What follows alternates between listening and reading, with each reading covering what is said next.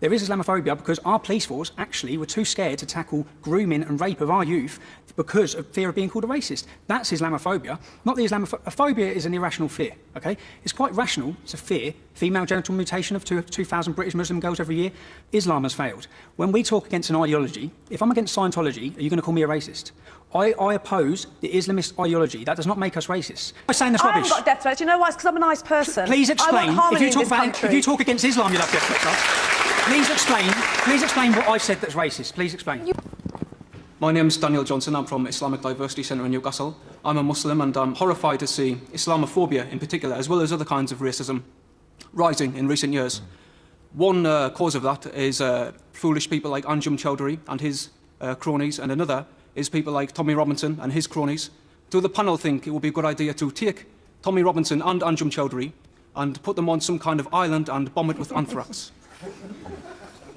OK, that's quite strongly put, but I think I get the idea. So, the English Defence League has been organising protests around the country in recent weeks. The first was here in the northeast. Police estimated that around 1,500 took part. Protesters were heard shouting, "Whose streets? Our streets." Tommy Robinson, leader of the EDL. You can assert until you're blue in the face that these are peaceful protests, but your supporters were heard shouting racist abuse. How do you explain that? What racist abuse? You know, I can't say it we've just been talking now about at this time on television. We've been talking about racism. I'm from Luton Town. You're talking about racism, OK?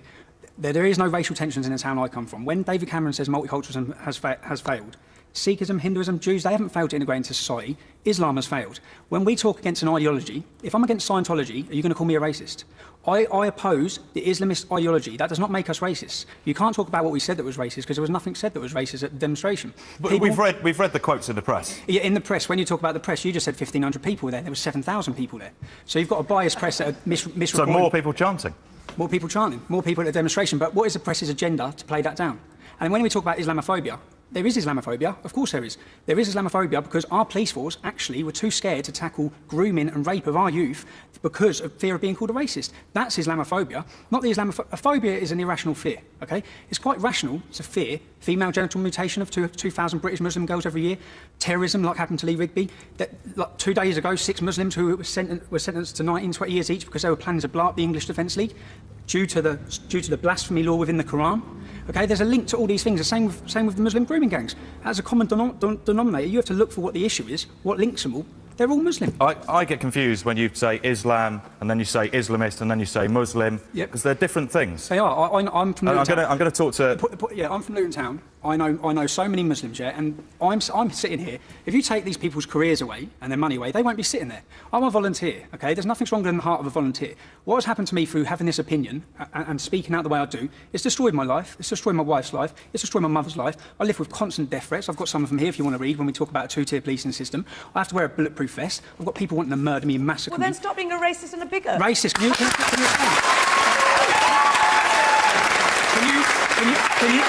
Can you please explain one thing I've ever said? I am a British citizen. I was born in this country, and I do not spout off rubbish like you do. Okay? No, what am I saying that's rubbish? I haven't got death threats. You know why? It's because I'm a nice person. Please explain. If you talk against Islam, you'll have death threats. Please explain what I've said that's racist. Please explain. What you've done is... No, please explain what I've said that's racist. I'll tell you what's racist. No, she's called me a racist. Okay, well... Please explain. Gran, you'll pick it up. So you're not going to explain. What you've done is you've taken a community with, hundreds of thousands of members... Billions of people. And you've picked like a tiny minority, and you've said they're all like that. I think that's the slightly racist part. What's racist? What racist is Islam? Against all Muslims. No, I'm not against all Muslims. Yes, I got married last year. I had 4 Muslims at my wedding. I had 4 Muslims at my wedding. Admit your true colours. Excuse me.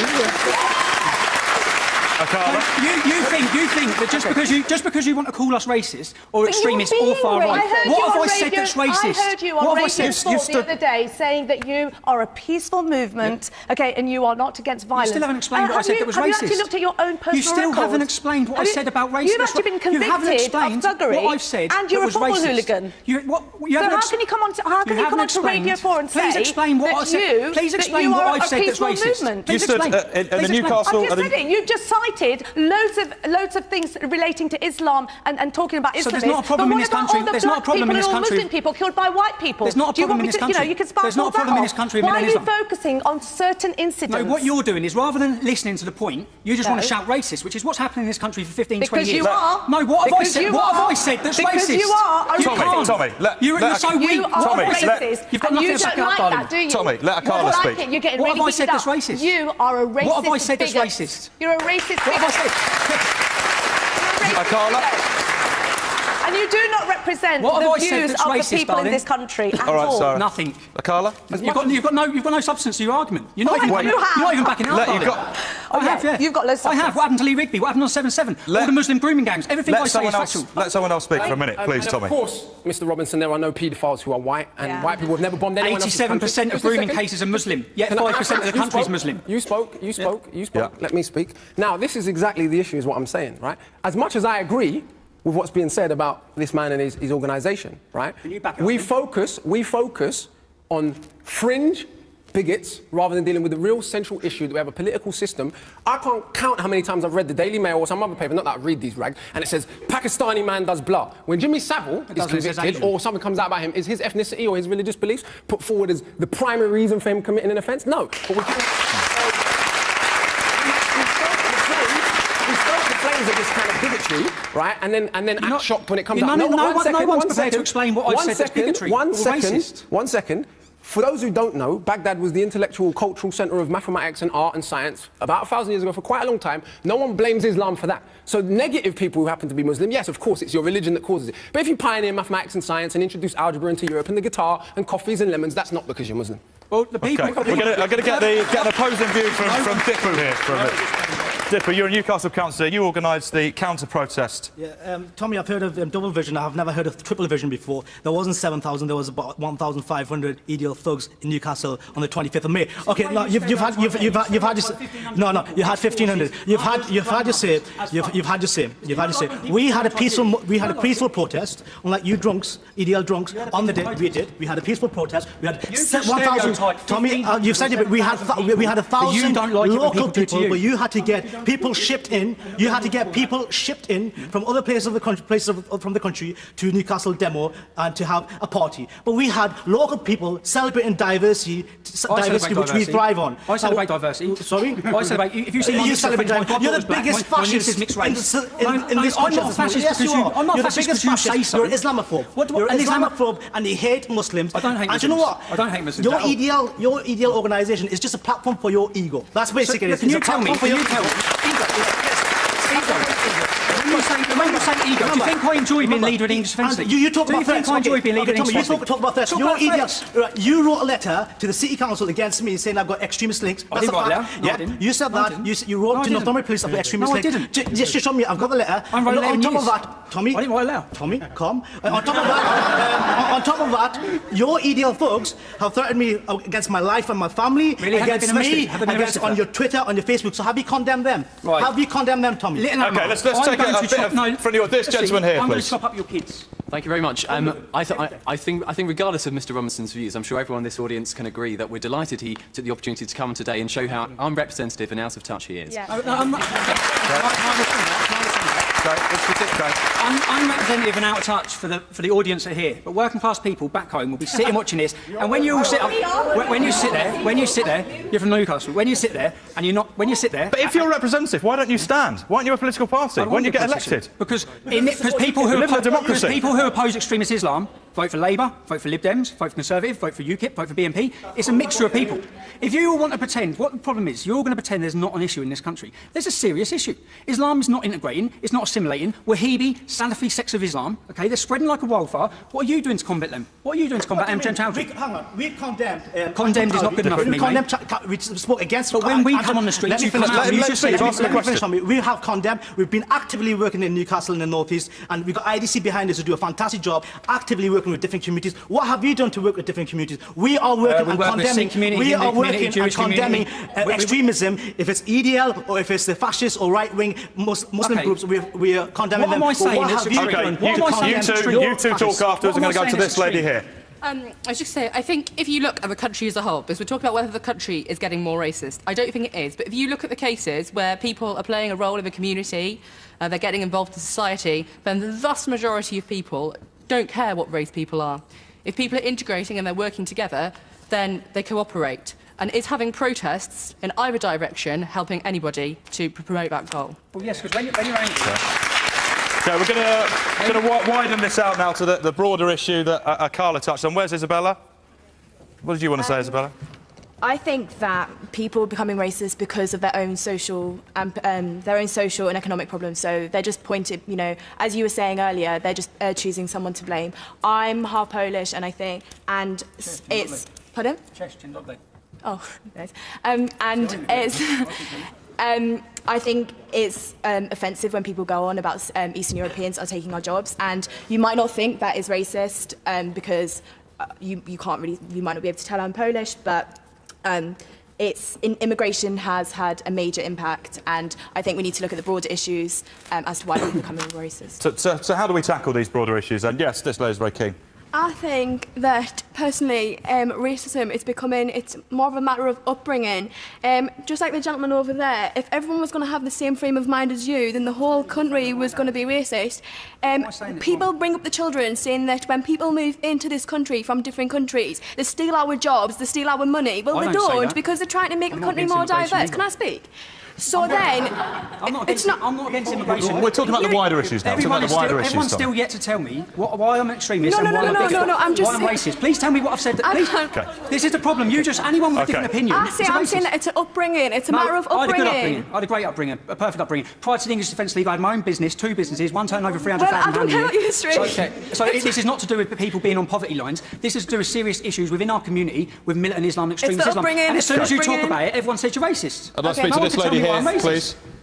You bring your agenda actually today. Well, my question is, what we say, like, can we say what the problem about what people when they see women wearing scarf? Is that something when they behave with her racism? Is that something coming about economy issue? I don't think so. Well, I have no problem with it. Sorry, you have your agenda. You finish it. I don't know if you finish it or yeah. But I'm me from Hunter Spring. I've been here 2 years. Nobody sit with me in the bus or near than me because I'm wearing scarf. So can you explain for me how you guys what answering for that?